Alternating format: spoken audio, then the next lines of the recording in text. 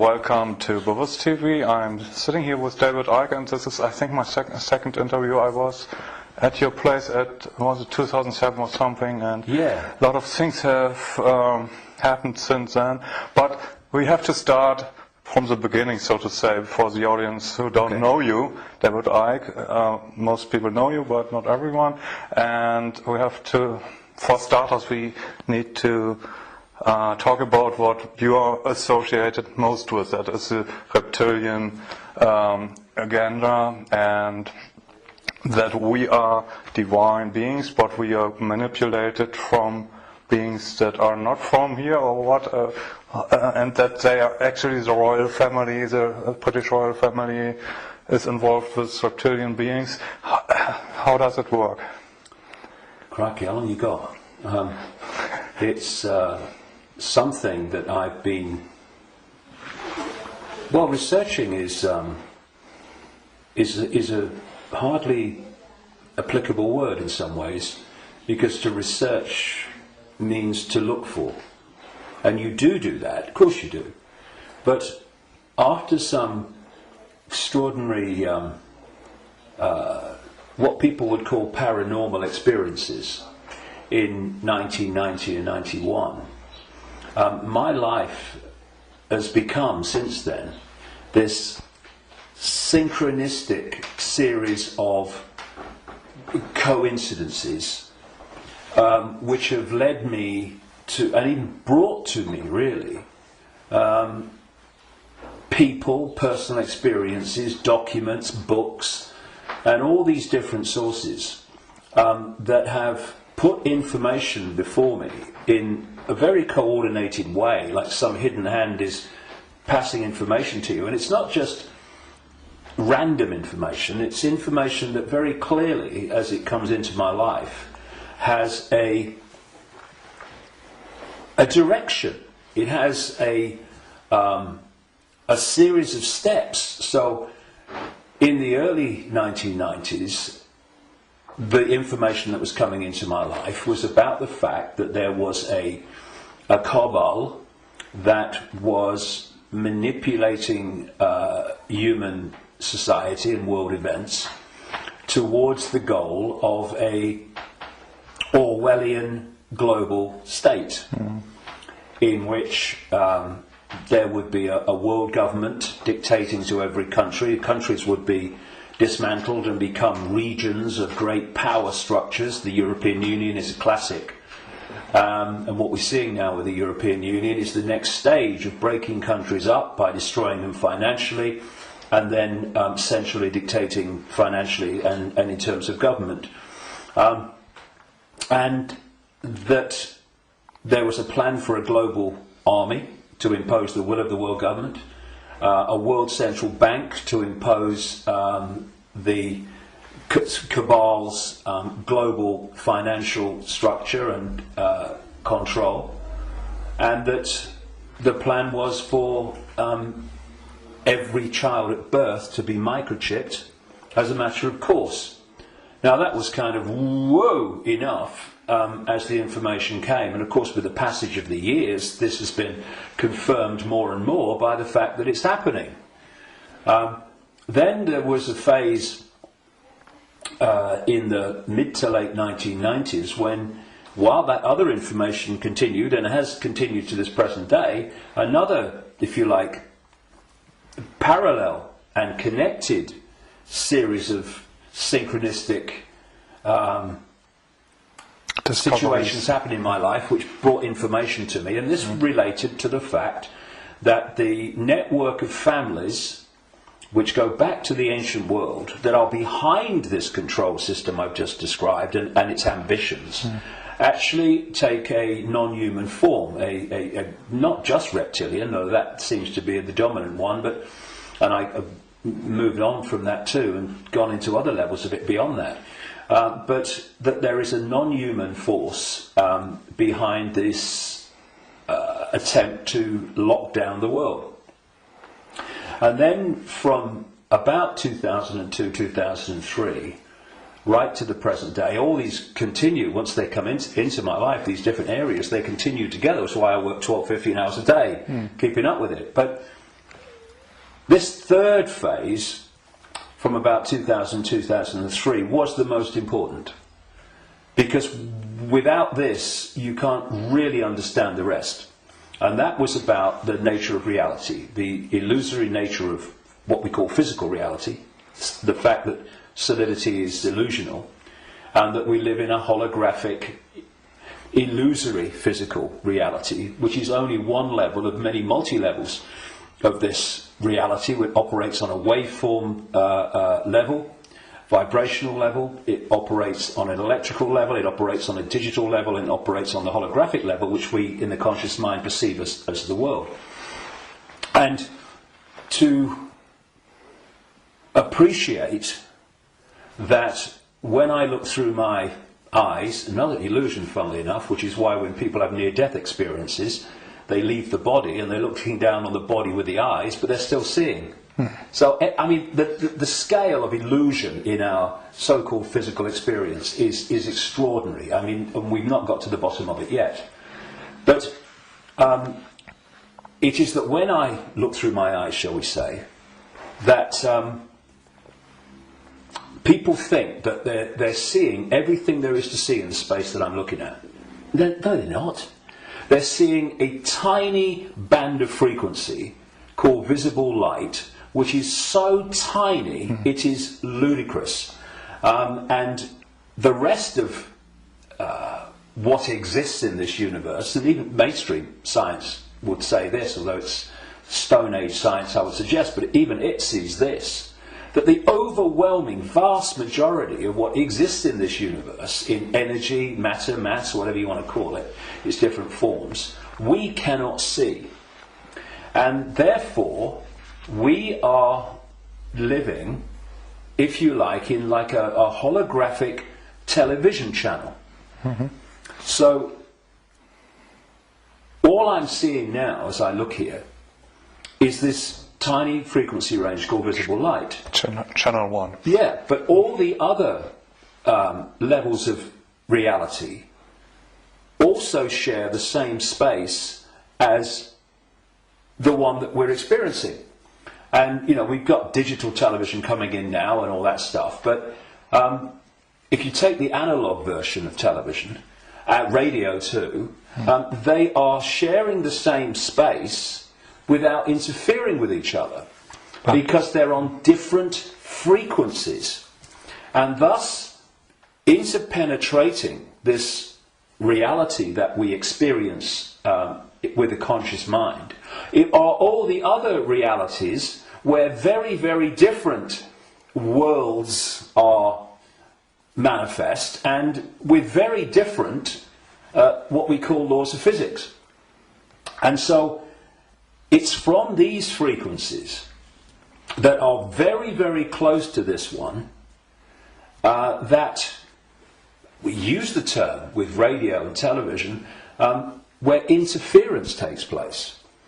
And if you have two radio stations that are well away from each other in the frequency band, then they don't interfere with each other. One's not aware of the other one.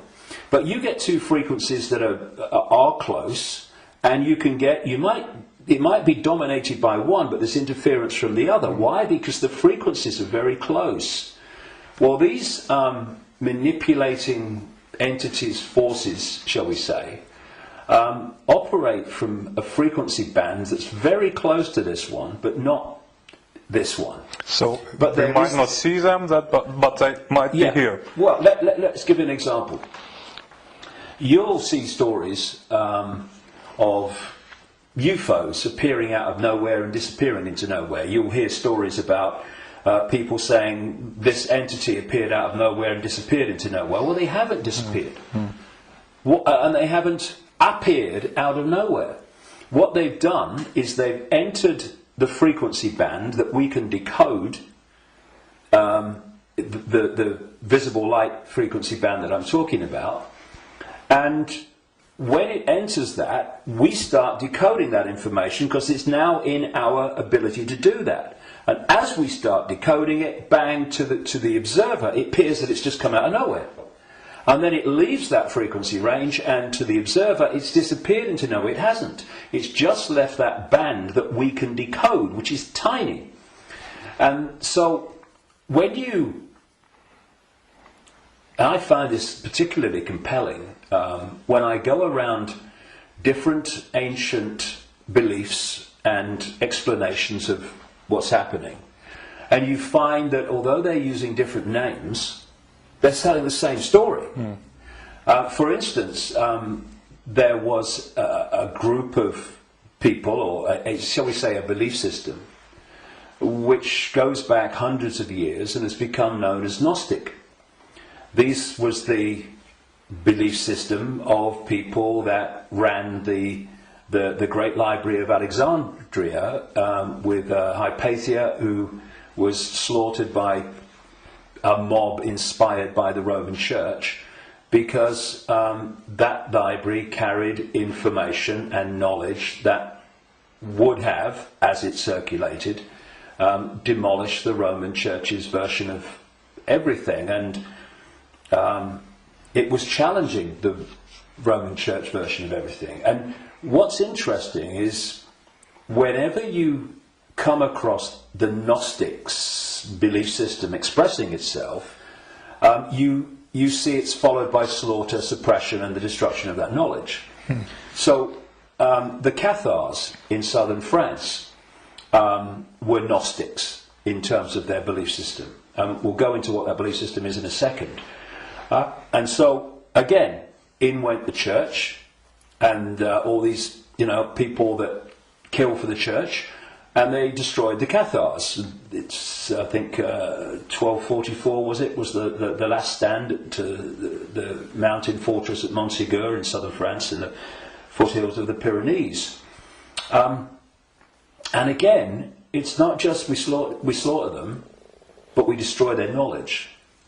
But a fantastic thing happened in 1945 when a sealed jar of Gnostic writings, quite considerable writings, was found by a peasant in Egypt in 1945. And they describe much of the Gnostic belief system. Now, key in my interest, one of the things, of course, as a quick aside, they were telling a very different version of the Christian story. And we might get into that because it's relevant. But the key thing for me was that around a fifth of these texts were about a phenomenon they called the archons.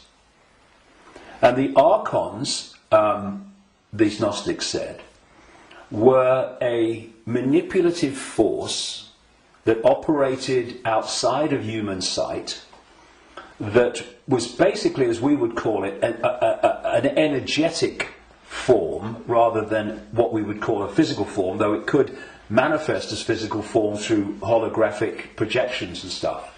And these writings even talked in their own way about the illusory nature of this reality. And they talked about the archons were the, if you like, like cyborg, we would call it, troops of something they called the demiurge. And the demiurge is what Christians call the devil, and this negative force. And what these writings said is that this reality that we're experiencing was not created by some divine force. It was created by the demiurge and the archons, and it was a fake reality. And that they manipulated by accessing the human psyche and manipulating humans' perception of reality. And there was some very, very interesting things that they said about the archons.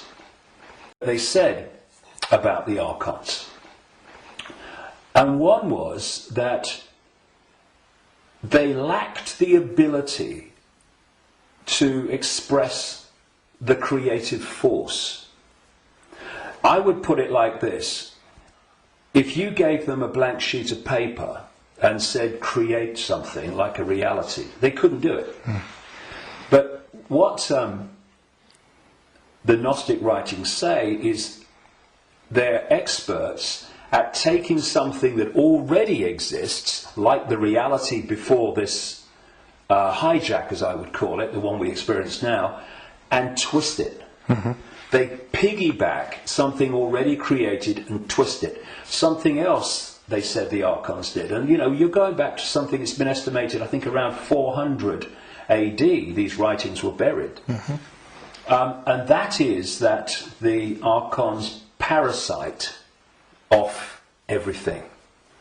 They parasite off human society in many, many different forms. And I read this stuff, and I'm going, whoa! This is my own books over the years, found in a jar in Egypt.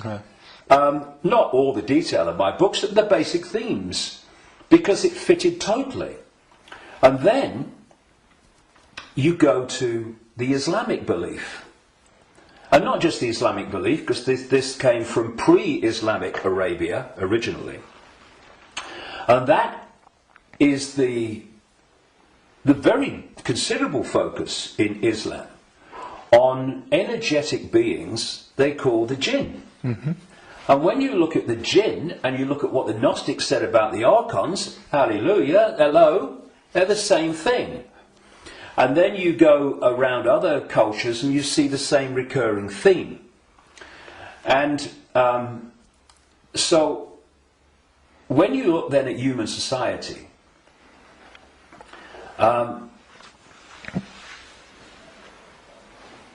who creates? What is the creative force within human society? Humans. Should be. What do these families that I've been exposing all these years, what do? They piggyback off that creative force and manipulate it and direct it in a way that suits them. What do these network of families also do? They parasite off human effort, human labour, human energy, human creativity. The banking system, I rest my case. What is the global banking system except a structure totally focused on parasiting the energy and off the efforts of the human population? What is taxation in the way that it is today? It is parasiting of human efforts and human creativity. So what I also found interesting is that the Archons are described as we would say, like cyborgs. They almost like, they're computer-like. And they serve this force they call the demiurge. Well, I've been talking about these reptilian entities that operate outside human sight but can come in, and the Archons can, but they can't stay for long because of the frequency difference. They can come in for a while, but it takes so much energy to stay in our reality because it's not their natural frequency band that they can't stay for long. And what they've done, just a quick aside before I continue that thing about the reptilians, what they've done is they have created a network of bloodline families going way back to the ancient world, which represent their interests with invisible light because they can't come here and stay for very long. So these families, where their outer human form, if you like, is operating within the frequency band of visible light, they are the Archon representatives within human society. And this is why you get this network of families that sit on top of the banking system, the transnational corporation network, the media ownership level, top of science, top of the education system, top of the military, top of the global intelligence network. These are these families representing what the Gnostics call the Archons. And I was just going to say a few minutes ago, when you look at how these archons are described, they're just like the reptilians that I've been writing about for years, in terms of their computer-like structured to the point of obsession society, which absolutely knows its hierarchical place. Every level knows its hierarchical place in it, and it's very robot-like and computer-like. It's not a flowing creative force. It's very structured, boom, boom. And that's how the archons are described. And they have no compassion, no yes. I mean, empathy. The only one time I've taken psychoactive drugs in my life was in 2003 in a rainforest in Brazil, when I took a rainforest potion called ayahuasca. And I went into, I had an amazing time. Some people have bad time on it. And for 5 hours, this voice, so strong when I went into an altered state of perception, talked to me so loudly and so powerful about the illusory nature of reality for 5 hours. And when I came back, and because I had instant memory of all of it, when I came back and checked it all out, you could see very quickly that mainstream science, in all its different disciplines, has shown that what I was told that night is true, but because the disciplines are kept apart and are war with each other for funding and precedence, that the dots never get put together, because they're not meant to. We're not supposed to know what reality we are experiencing. It gives us too much power once we know. And this voice said to me at one point, about when he's talking about the computer-like nature of these manipulators, if you programmed a computer to abuse a child, would the computer have any problem with it? No. Why? Because it would just decode the data and act in line with the data, the software program. And this reptilian force is very much like that. Very structured, very predictable. And interestingly, because most people don't realise this, but one of the most important parts of the human brain in terms of human behaviour and response and reaction to situations is called the reptilian brain, or the R complex. And when you look at the traits of the reptilian brain within the human brain, of course other parts of the brain balance that out, or should do, but when you have more reptilian genetics, those traits of the reptilian brain are obviously more extreme and more pronounced. And one of this is mainstream science, one of the key traits of the reptilian brain is obsessive ritualistic behaviour. And what is ritualistic behaviour? It's following the same pattern, day after day, week after week, repeating repetitious behaviour. Now, this is robotic, and so you've got the reptilians described in those terms, the archons described in those terms, etc. And these forces are different expressions and names for the same thing. Now, one of the manifestations of this network of bloodlines that represent this archonic reptilian force within human society is the royal families going back to the ancient world, and the aristocratic families that surround them. Why?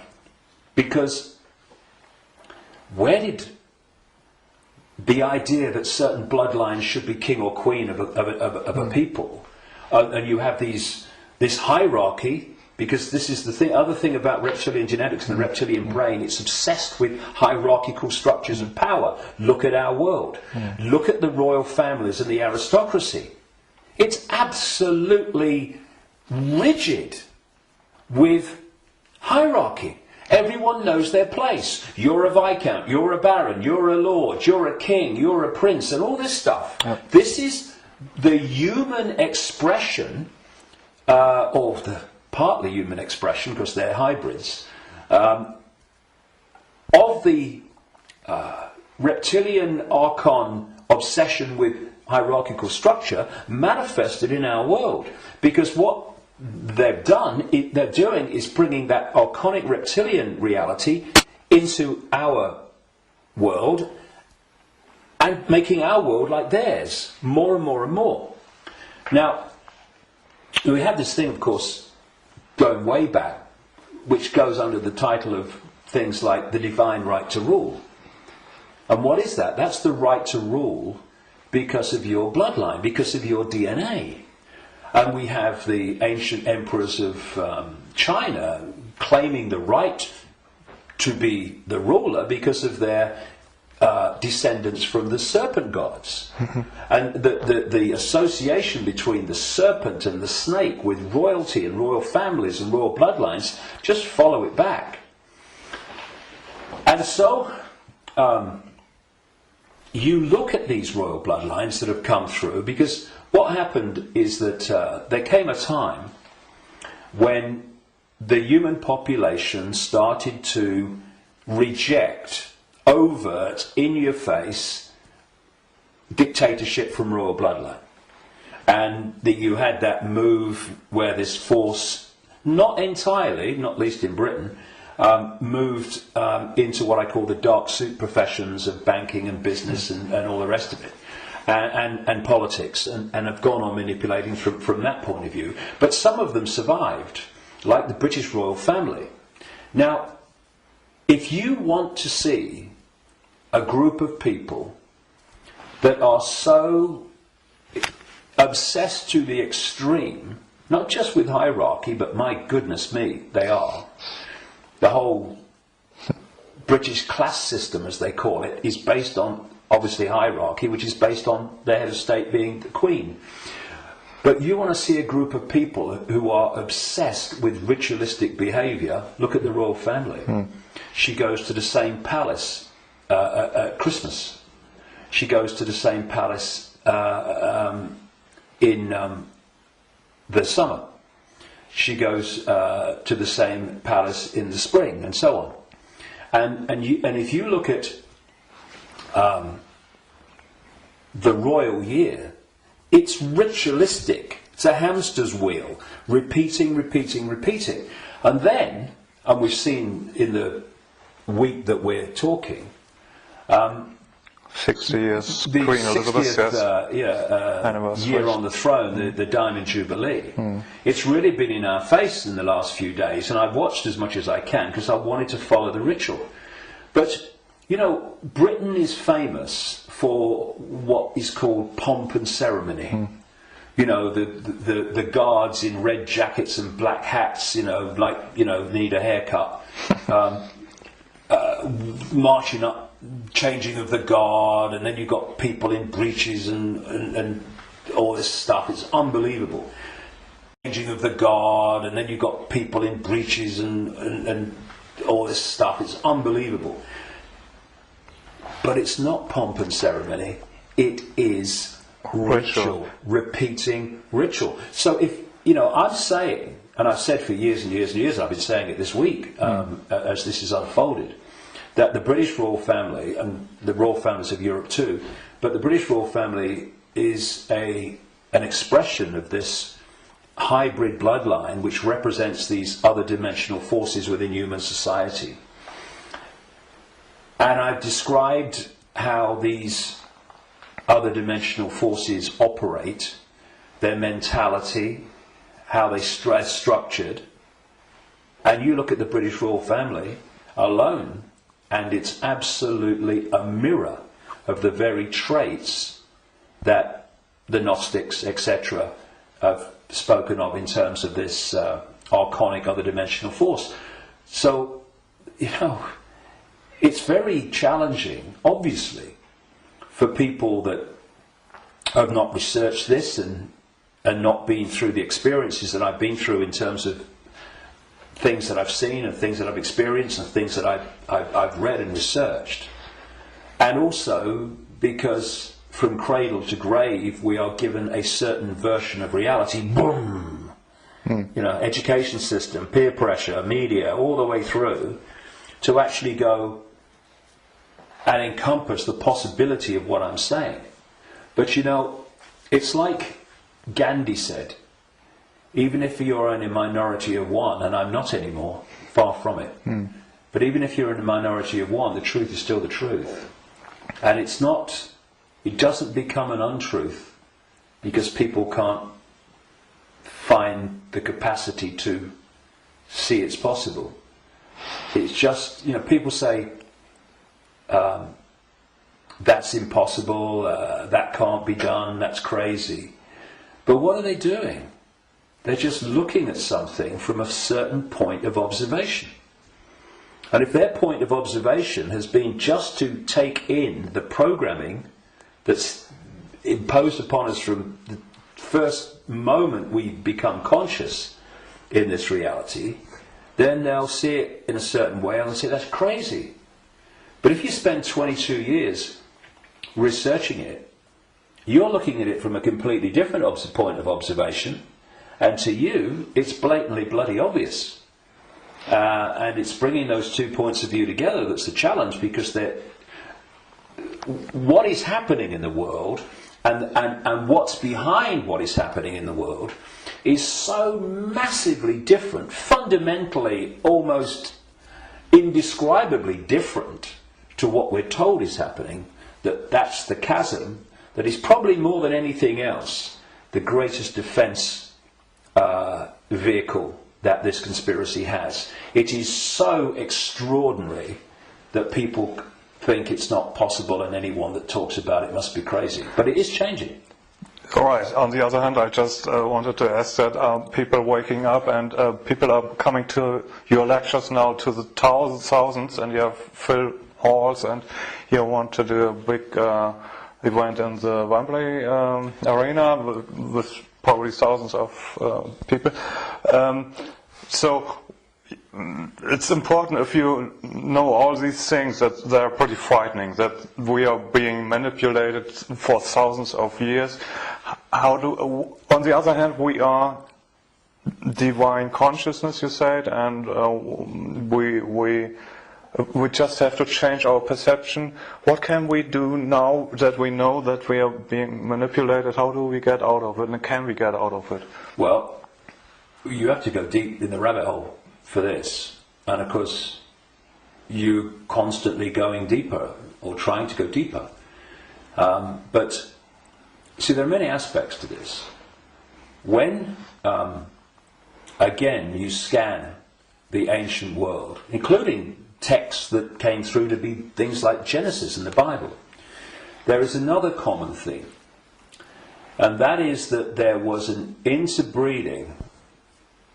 I'm sure it was direct interbreeding, but interbreeding. There was genetic manipulation of the human form, and this is my view after 22 years of researching this and the information coming to me. Before this force hijacked our reality, humans were very different. And it's so different, I won't call them humans, I'll call them earth people. And they were a heart-censored society, in the sense that, you know, we have this holographic body, and interpenetrating all the different levels of the human form, energetic and holographic, are vortexes that have become known as chakras, wheels of light, as they call them in Asia. Vortexes which interpenetrate these different energy fields. And it seems there are 7 basic ones, foundation ones, many others, but foundation ones, going up through the human form, and this one is the key, the heart. This vortex connects us to way out there, to far higher, more expanded levels of awareness than anything else. And the organization, there's an organization in America, it's called the Institute of Heart Math, and they research the power of the heart. Heart math. Yeah. Sounds good. And they have found, they've been doing it for a long time now, they have found that the most powerful electromagnetic field in the body field of electromagnetic fields is the heart. There are more nerves going from the heart to the brain than coming the other way. Mm-hmm. And that when the heart energetic field is in what they call coherence, in other words, balance, and connects in coherence with the central nervous system and the brain, that trinity, if you like, when it comes into harmony, takes the person into a much higher level of awareness and consciousness. Mm-hmm. The key is the coherence of the heart field. Once you knock that out, you knock everything out, and what's left then as the arbiter and decider of reality? This. Now, this is a great servant to this. Mm. It's not a great master when it's in control of our perception of reality. And there's another vortex in the belly, which is about emotions. This is why when people feel nervous or frightened, they feel it in the belly. And you know, they need to go to the toilet. It's because the imbalance caused by the fear and nervousness in the chakra, the vortex linked to emotions, is affecting the balance or imbalancing in the same way the intestinal system and what have you. And what they've done to pull humanity into a low vibrational, brain dominated perception is they've moved the point where we interact with reality from the heart to the belly. Hmm. They've done it genetically because, as I said in my last book, Remember Who You Are, I'm saying that on the level of human DNA that they call junk DNA, which is anything up to 98% non-coding DNA, they call it junk DNA because they don't know what it does. Well, some cutting-edge scientists, not least in Russia and some in America, are pointing out that actually within so-called junk or non-coding DNA is a language, and it's a very it's a language that you can see and you can uncover, and it operates very much like human language. It has many of very closely the traits of how human language is sequenced. This is how this language, as they call it, within so-called junk DNA is sequenced. And they're talking about the fact that the human language, which is what? Vibrational fields, that's what it is. We hear the words, but only when the brain decodes them. Mm. What's passing between me and you now is not the words and what people are hearing. What's passing between me and everybody is not words, it's a vibrational information field generated by my vocal cords. Mm-hmm. People are only hearing the words when they decode that information. So everything is vibrational waveform at its base, even language. DNA is waveform, like the body is waveform in its base state. And they're starting to uncover this language, and it fits absolutely my contention that part of this genetic manipulation was to put into junk DNA what I call biological software programs. And they are basically perception programs. So if you put a disk into a computer and the computer starts to read it, on the screen the computer's symbolic perception is read from the disk. Well, what if we had biological software programs running through from junk DNA, this language they're finding, and we were reading them into a perception of reality? The other key side of this is that there are emotional biological software programs in there that are running all the time. And when you are reading those, then you are in the belly, because they're low vibrational software programs in terms of emotions, because they're all about fear and all the subdivisions of fear, like anxiety and frustration and depression and guilt, all these expressions, different expressions of fear. And if we do not open our minds, I call this the human body-mind computer, biological computer.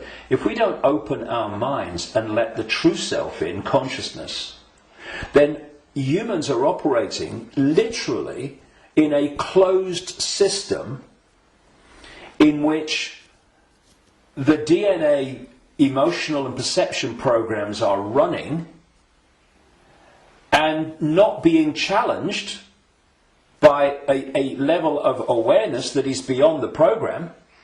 So basically, people talk about the blind leading the blind. What humans are is the program leading the program. And it is my view, and this may be shocking to people, even some who've been along this road a bit. It's my view, after 22 years of putting this together, that the vast majority, at least, of humans have been going through entire lifetimes without having a single original thought or emotional response. Now, when you've got psychologists, I mean, Carl Jung, the Swiss psychiatrist, talked about this, but others too.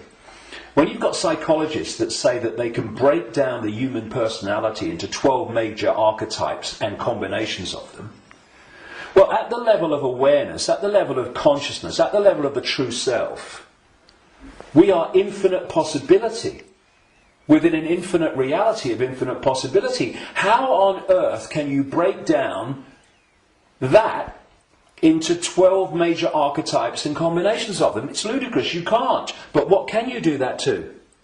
Computer programs. And that's what we are.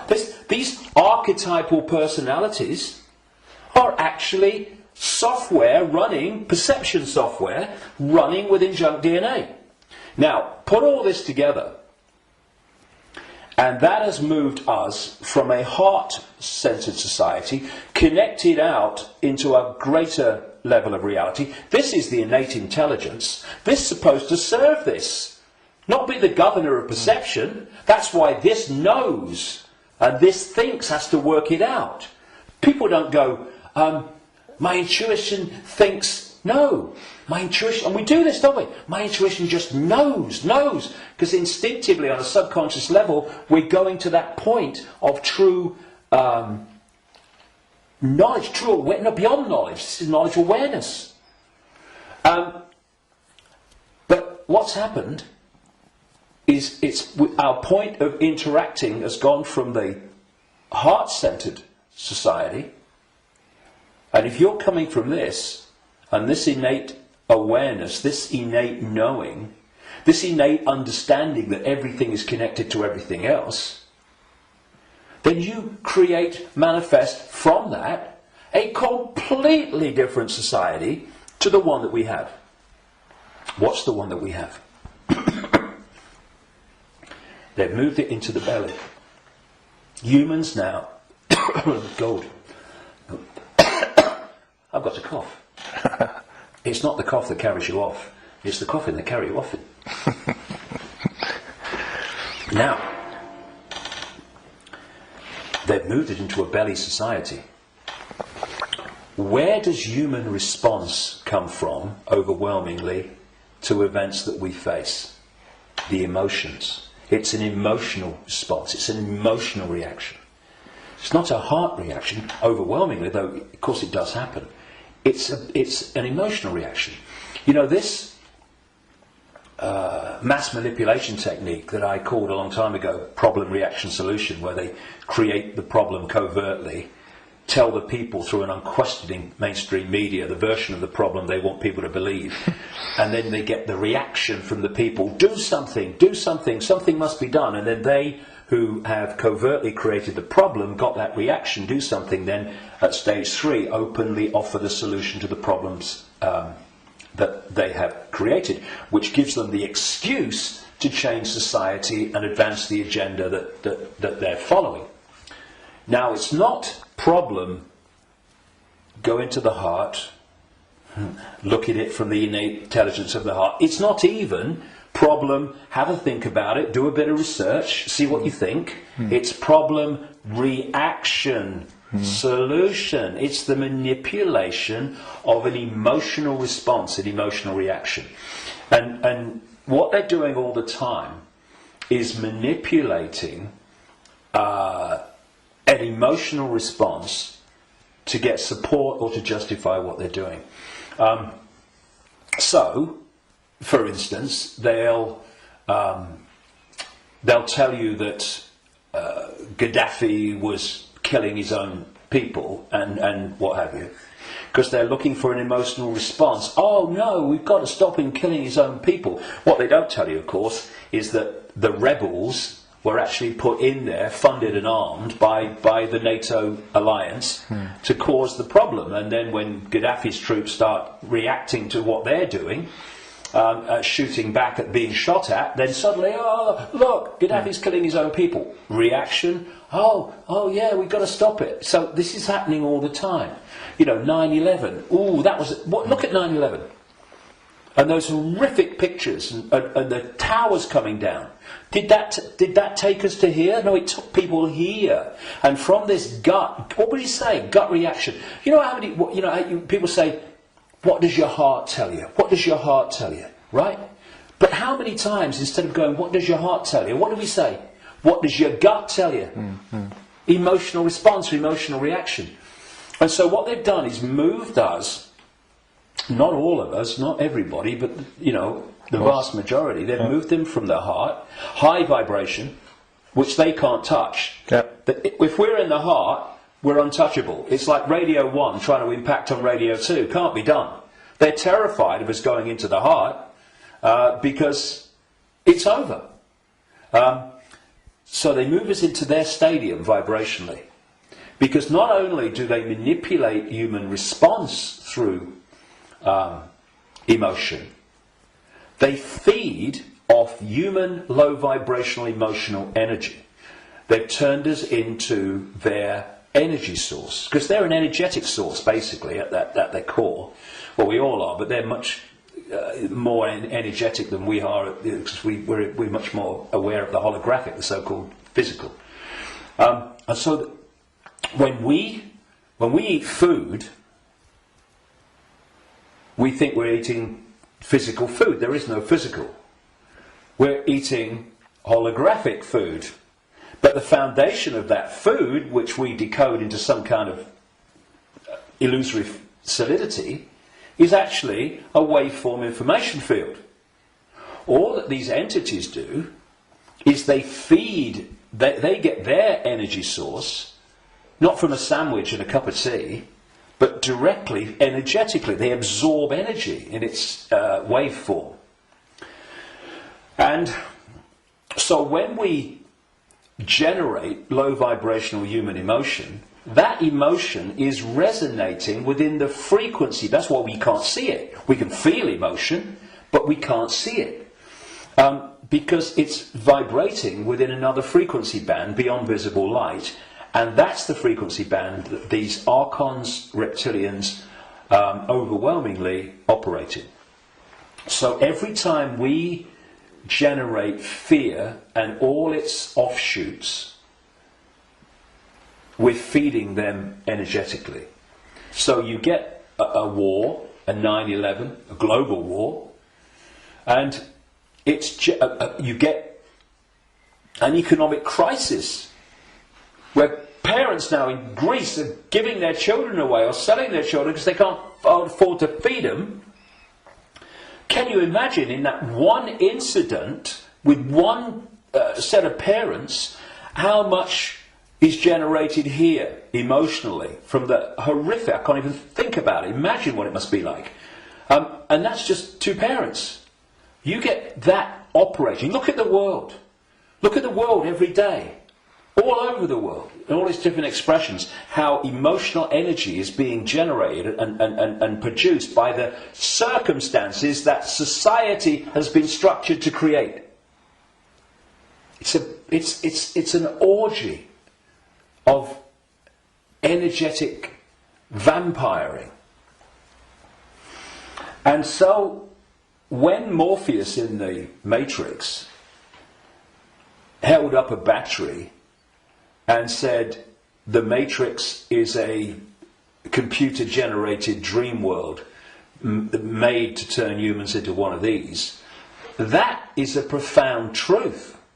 Because that's what we've become. Not so much batteries, though that was a good symbol, but actually generators, power stations, generating this energy.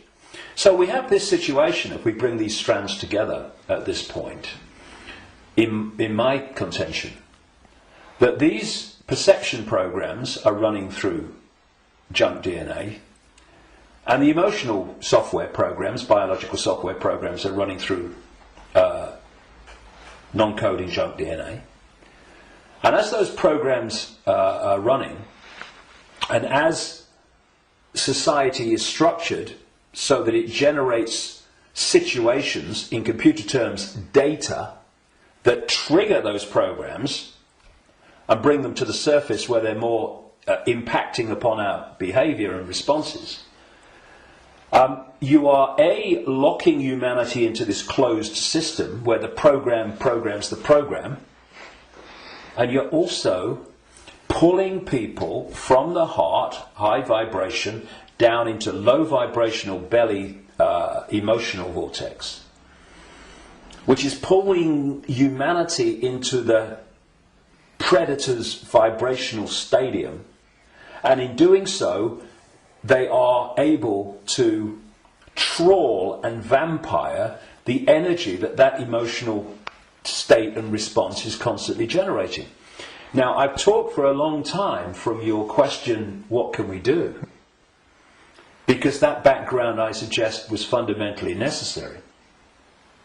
So what do we do? What can we do? It might sound trite and all the rest of it.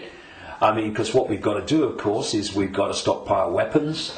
We've got to create human armies to fight against them, and we've basically got to try to do all the things to them that they do to us, right?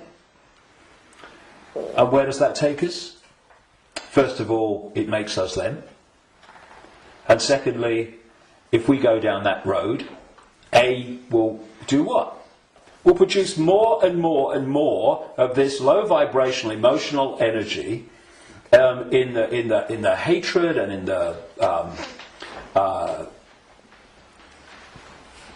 the anger that we produce. And we will also, if we go down that road, we will have symbolically weapons that manifest as a pop gun against state-of-the-art weaponry.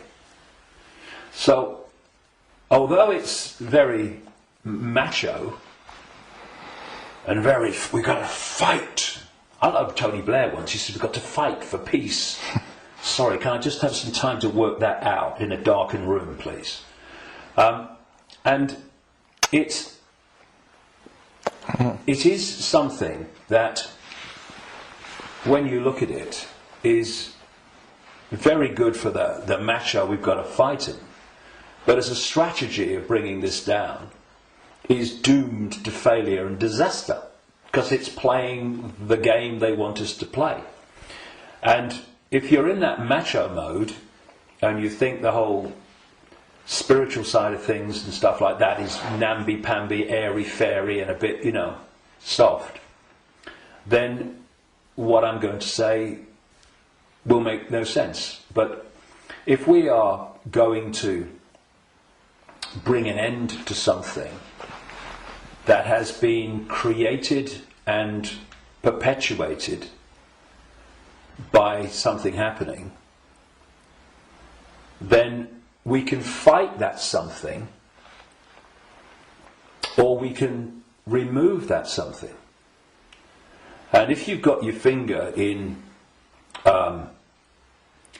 a boiling pan of water, well, you can turn the gas off, or you can literally take your finger out. In other words, instead of finding a solution to the problem, turning the gas off, not really a solution, your finger's still in there, you remove the cause of the problem. The cause of your problem burning in the water is because your finger's in the frickin' water. So remove it. Done. And if you look at any situation that we want to change, you will always find that removing what has caused the problem is always far more effective than finding a solution to the problem that you've caused. And the problem that you've caused. And so, we have this control system, we have this constant and gathering, expanding imposition and dismantling of people's lives financially in all these different ways. And we can say the solution is to fight the system and get out on the streets and fight and all this stuff.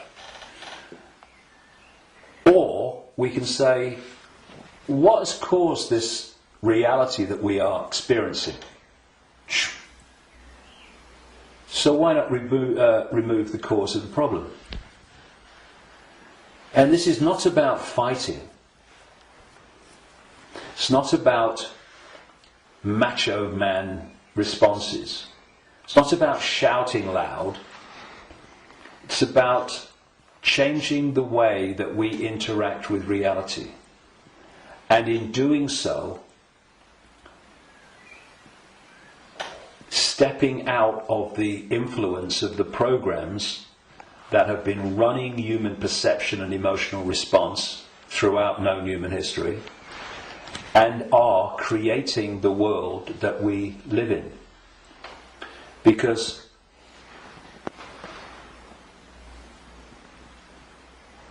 if I go back to what the Gnostics said about the archons, they have no creative energy.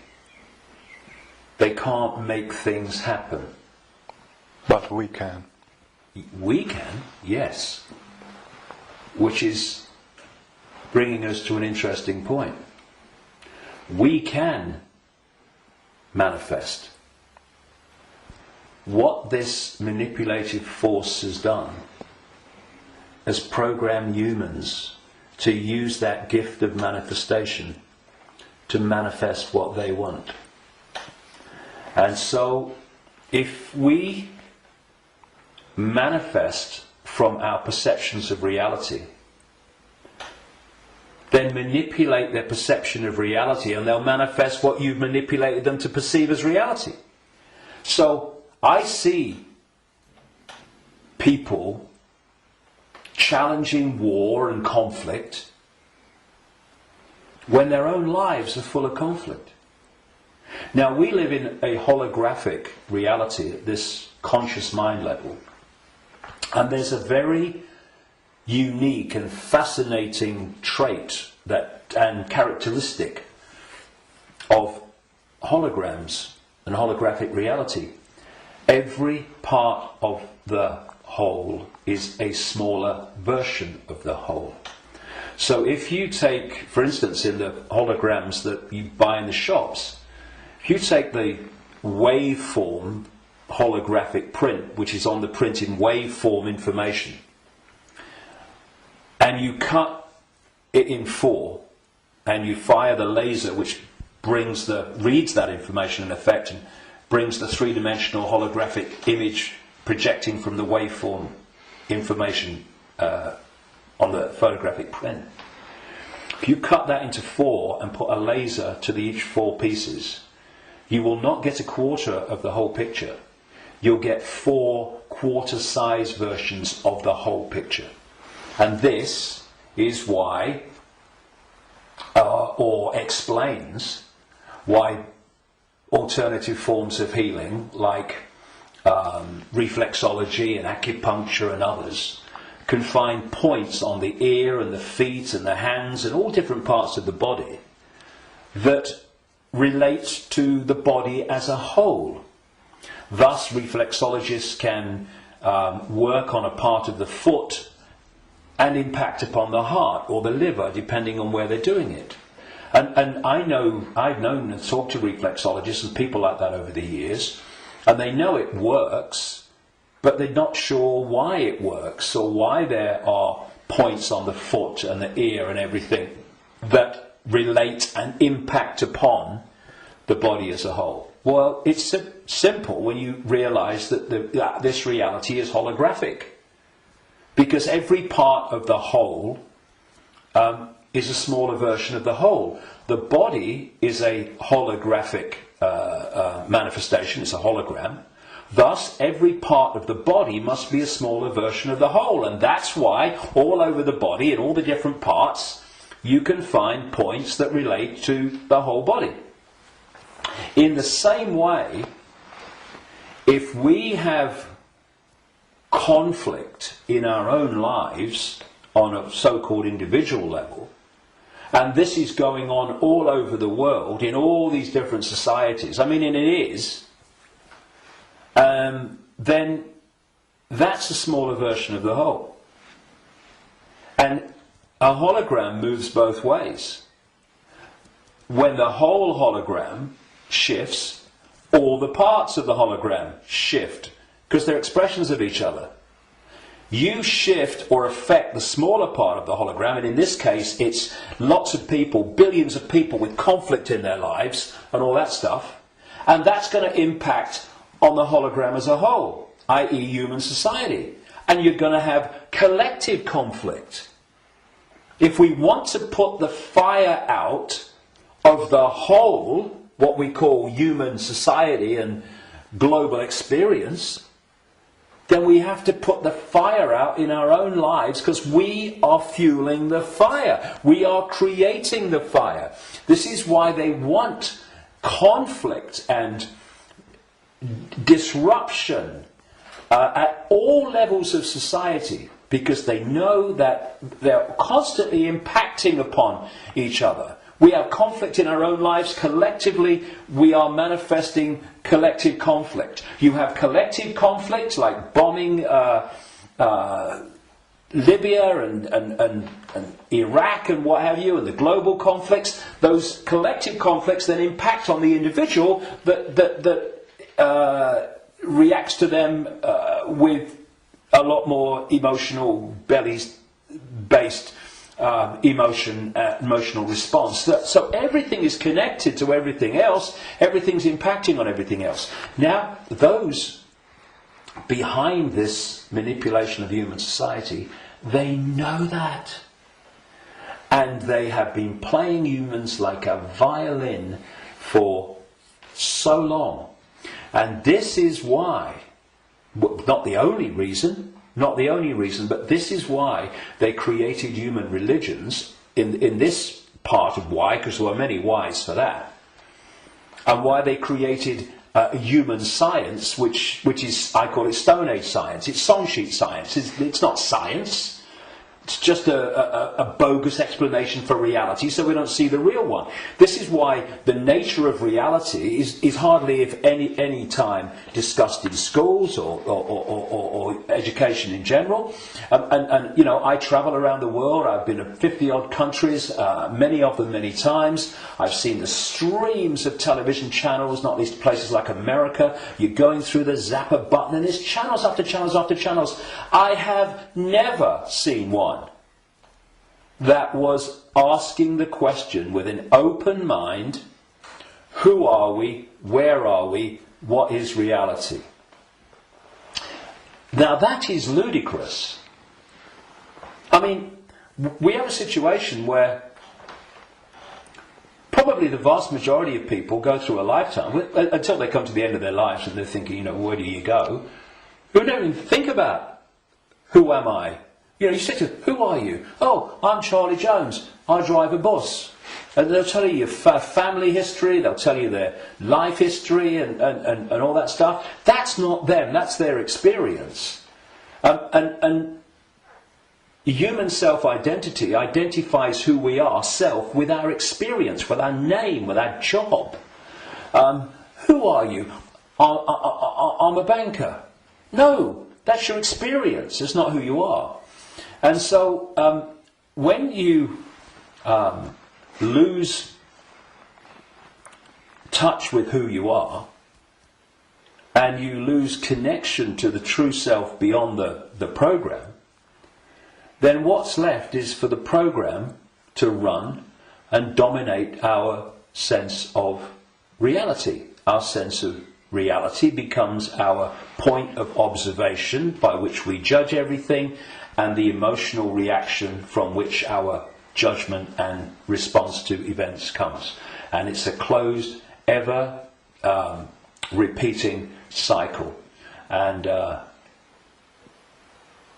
unless we break it, then this will go on.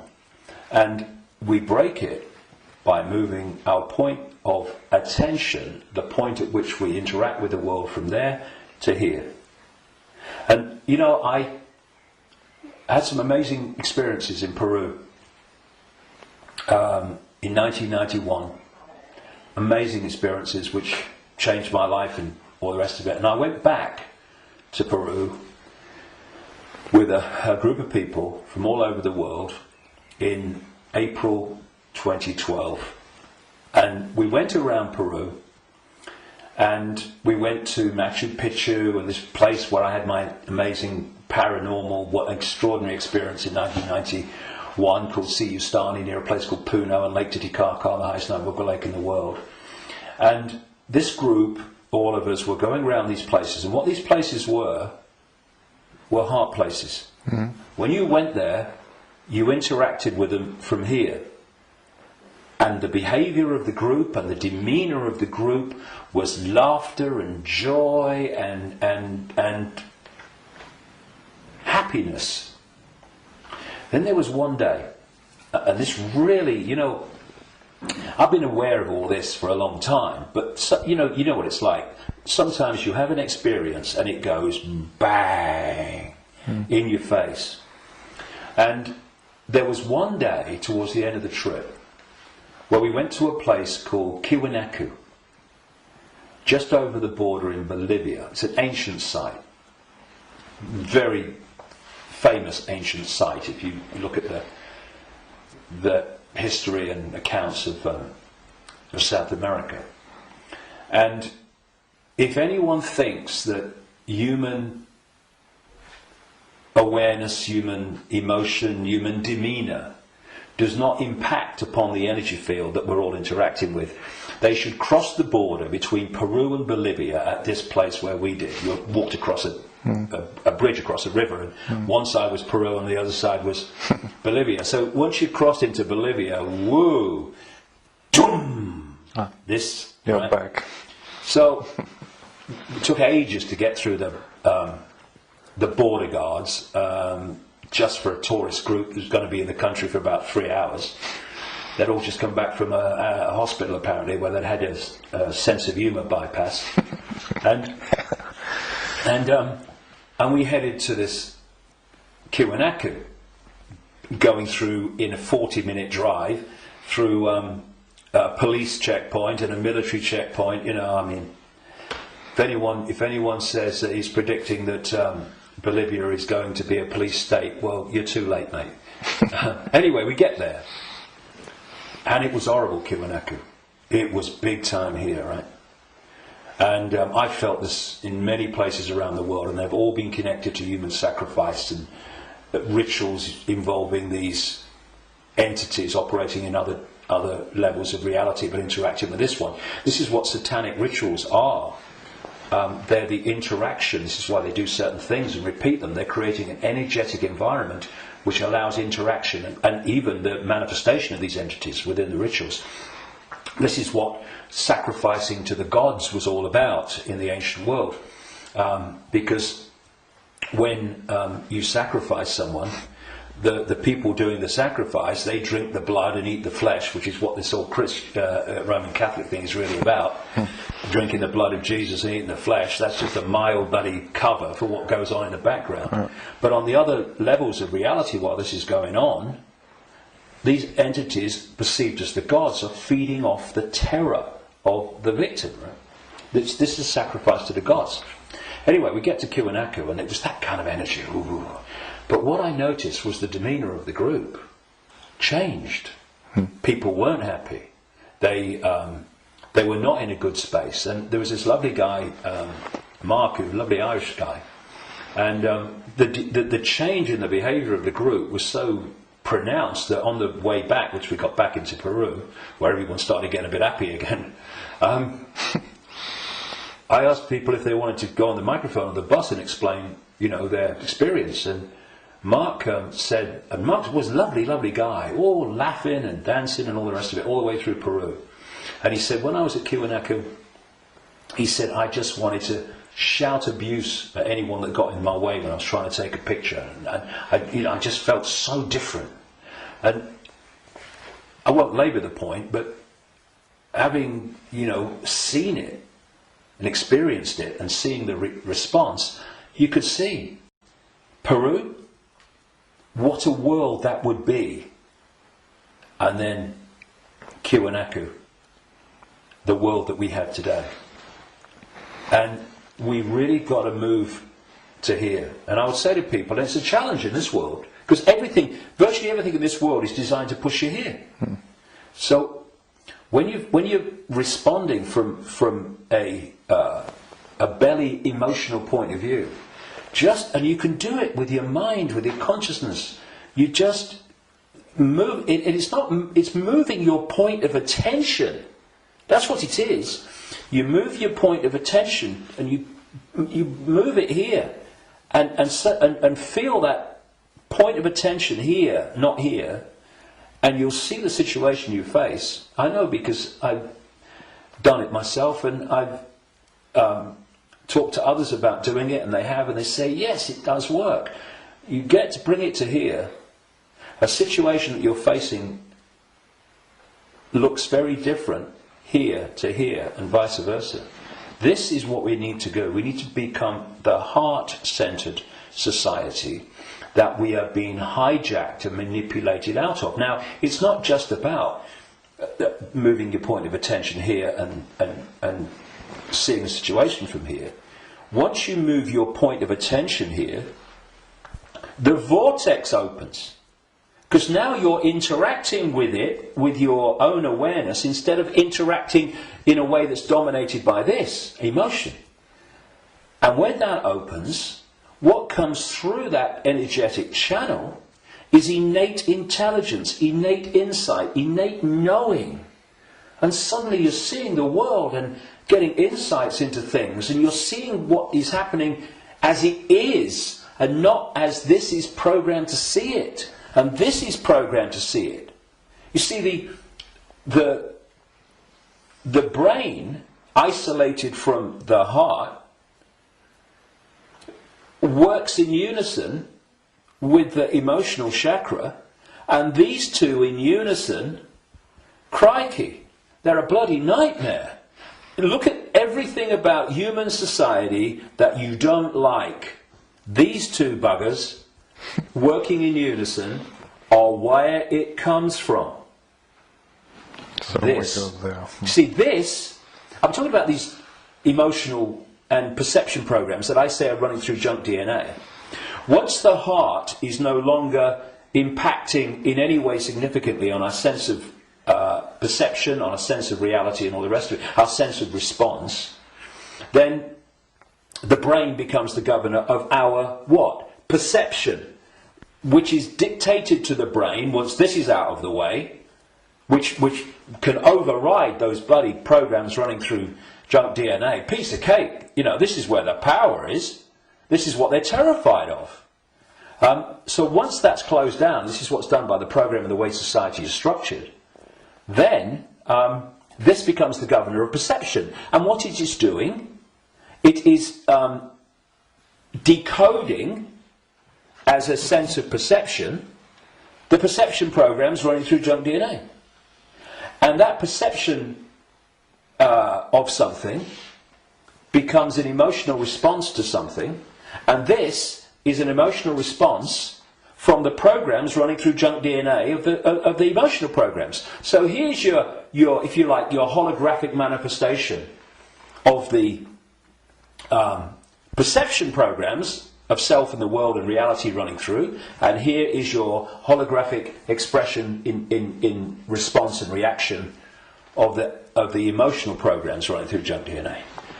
And these have created the world we don't like. They've created the ability of the few to dictate to the vast majority. Because this will never see it. This will never get it. Except up to a point. This can get to a point where it can see the names, dates, places, Bilderberg group level of engineered wars level of what's going on in the world. But seeing where that is coming from, what's behind it, you've got to go in here. Because if you don't, you can't get into the rabbit hole. Because this can only go so far. And it's my view, and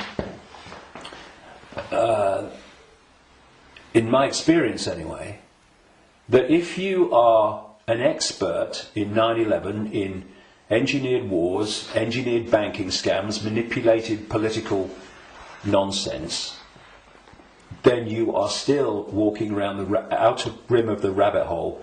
You've not even entered it yet. Because it's still the movie. This holographic reality is like a holographic movie. And when a movie has hit the screen, that's it. It's a done deal. You've got to change the movie now. And that's what this world is, this holographic world. Because what the human body computer is doing is taking vibrational waveform information, which is what the five senses do. It's turning it into electrical information, same information, different form, and it communicates that to the brain and the whole genetic structure, in fact, and that decodes it through into the digital and then the holographic. So the holographic, this apparently physical world, is the end of the story. That, in movie terms, is the movie hitting the screen. You ain't going to change it.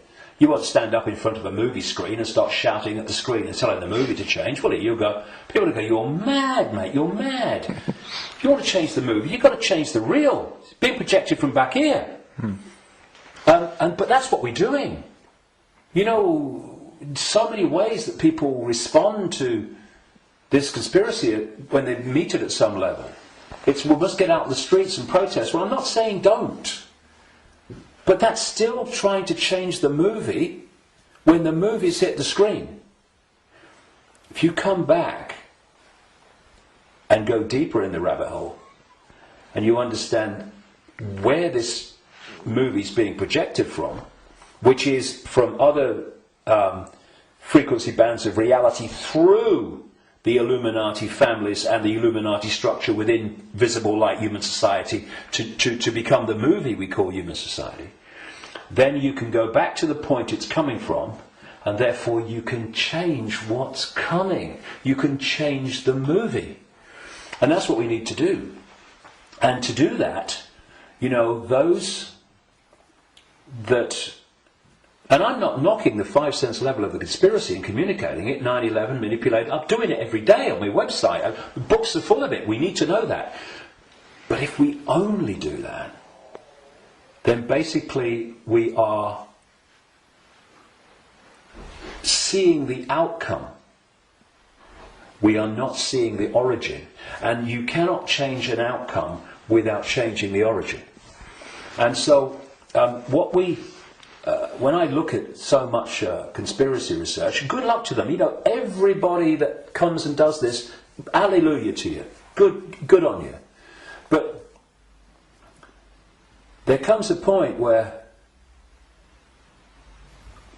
we know how the system works in the holographic world.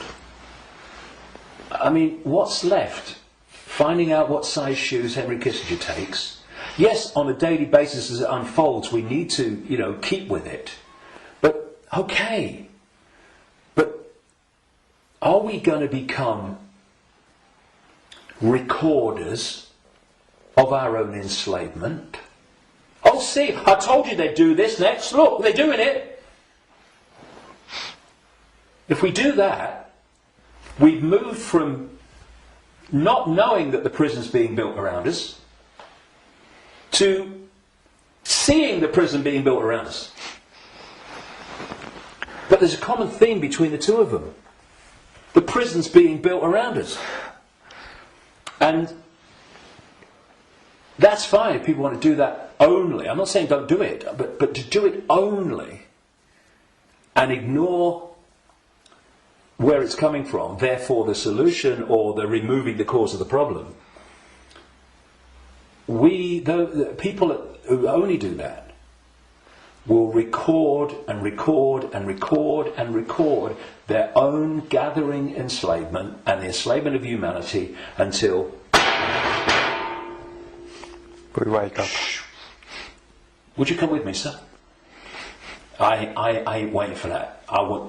We need to change where it's coming from. And for that, there are some major challenges for those in the conspiracy research arena who are dominated by a sense of patriotism and dominated by a sense of a religion. Because patriotism, in the sense of, I'm not saying don't, love your country and love your culture, nothing like that, but patriotism in the sense of self-identity, I am an American, I am an American patriot. No! That is your experience. What you are is infinite awareness. All that is, has been, and never can be. All possibility. Having that experience. And I'm a Christian. No, you're not. That's the belief system you have chosen to take on as your persona. But it's an experience of being a Christian. It is not who you are.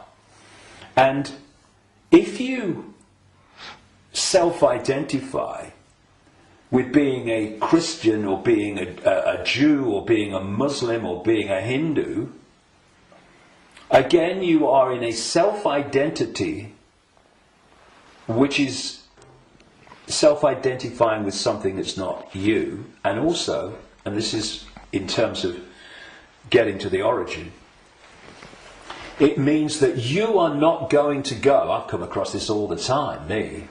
I mean, I'm the guy that people in mainstream society, they see conspiracy researchers of the 5 sense nature as extreme and crazy.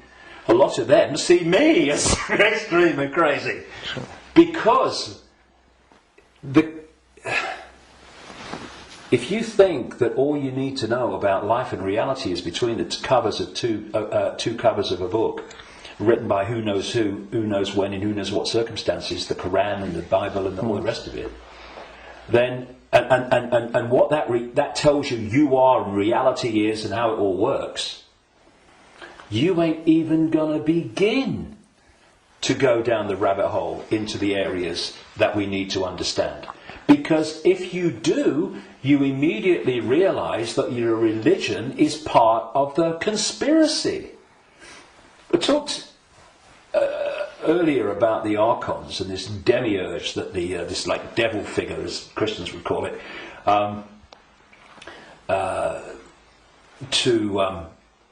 that the Gnostics talked about in their texts.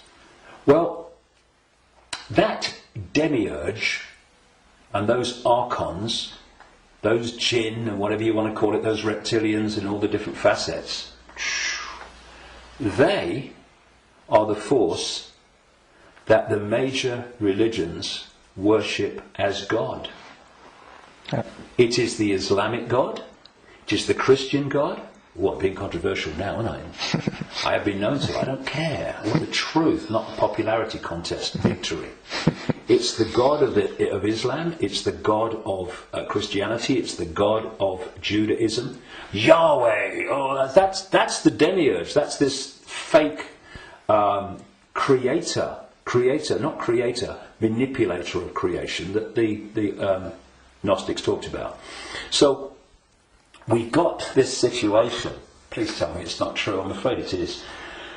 But it doesn't have to be. We just change it.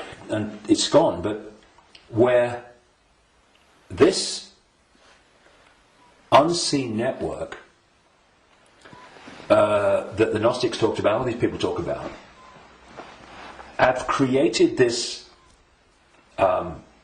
conspiracy, this network of human manipulation of politics and business and banking and all the rest of it. And some people, increasingly large numbers of people, fantastic, have started to see that and challenge it and try to expose it. But at the same time, they are welded to religions that are worshipping the very force that created what they're trying to expose. And I suggest what we need is yes to move here,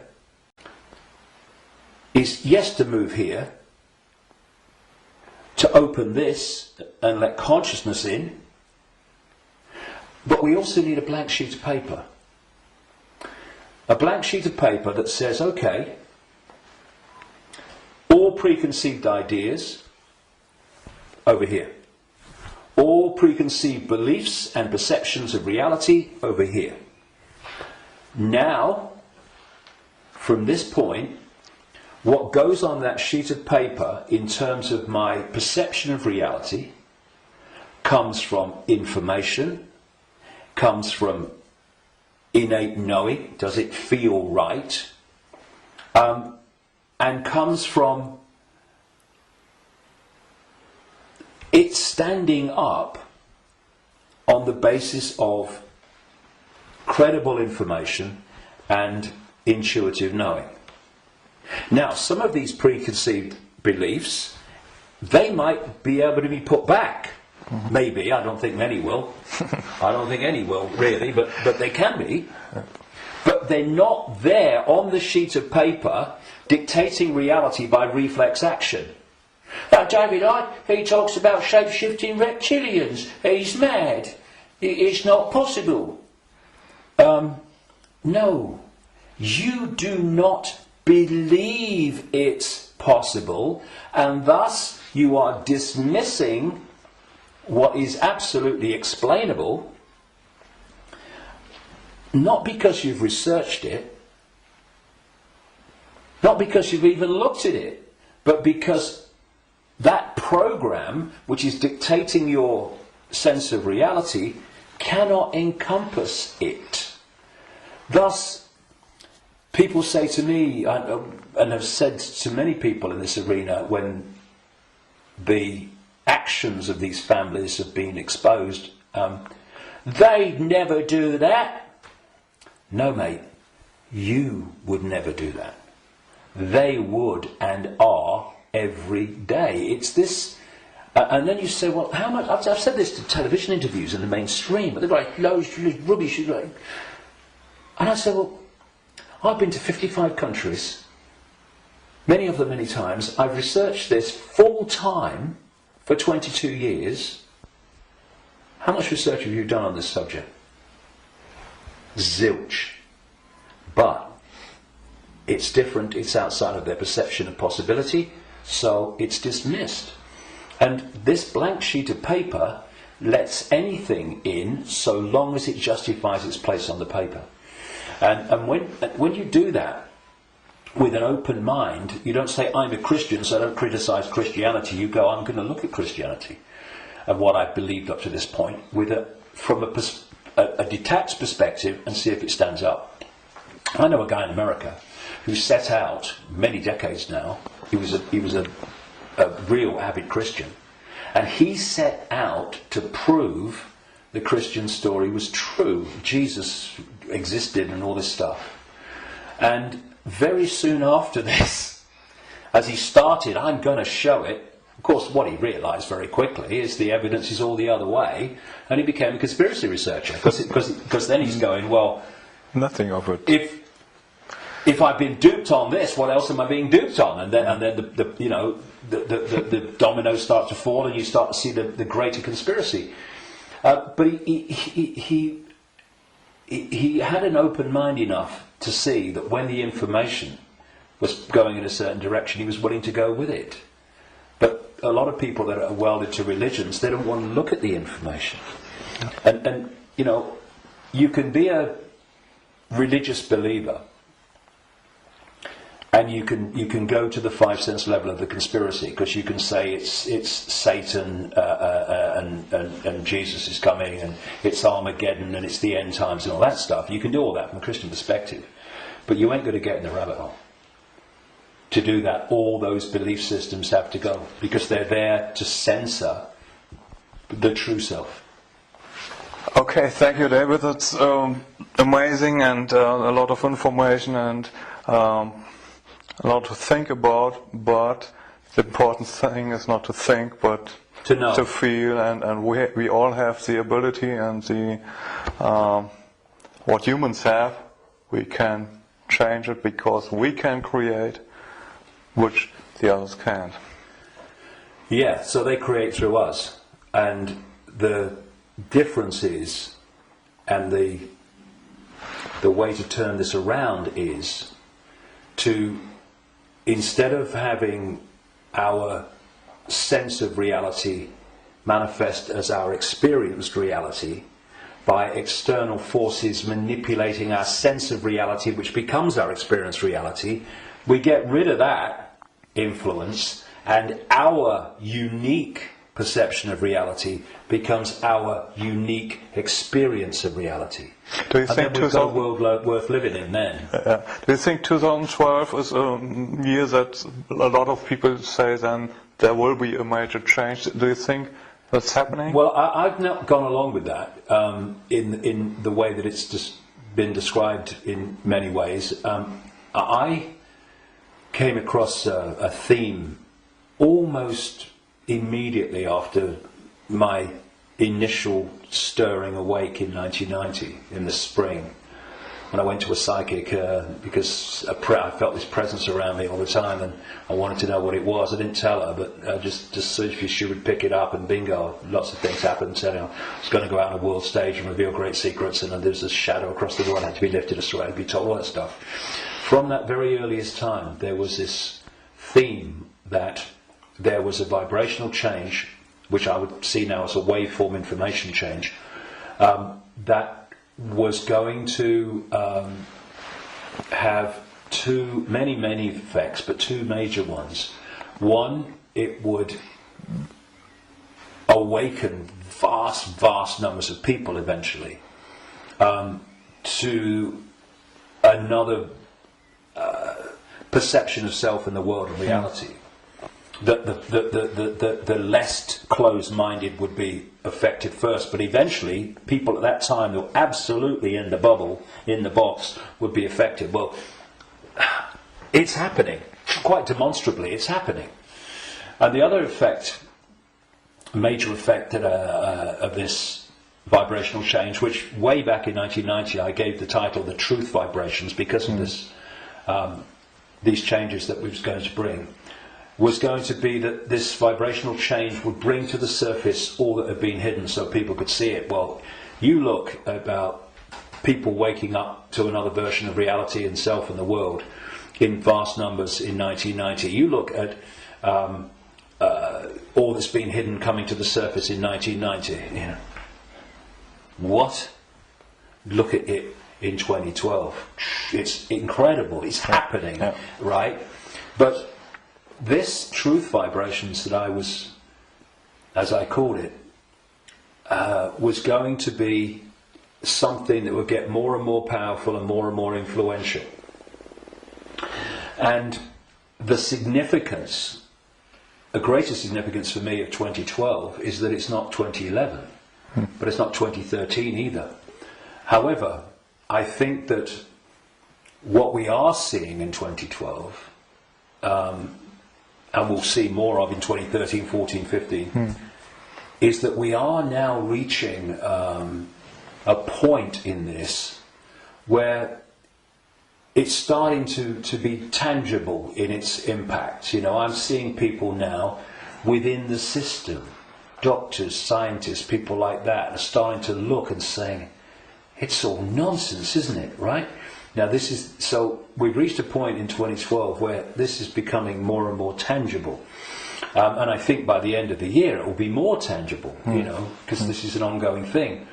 And the focus on 2012 in a positive way about, you know, this is going to be the Great Awakening. And I don't think it's going to be the Great Awakening in 1 year, but that focus on it, people are focusing on the fact of awakening, and that's bound to impact upon people opening their minds. The negative part about it, of course, is this stuff about the end of the world and all that stuff, which brings... Where does that take you? It takes you here. So I think that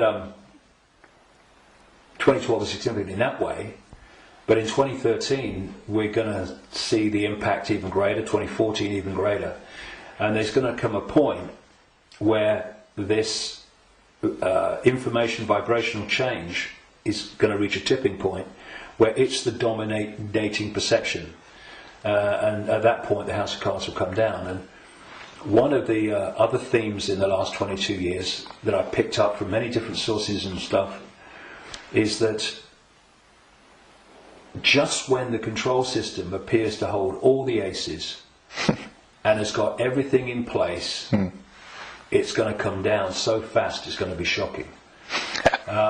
So for a little while longer, I mean, we're seeing it now, you know, President of the United States every day deciding who's going to be killed in a drone attack and all that stuff without any due process or anything like that. So we're moving, but at the same time this awakening is moving as well.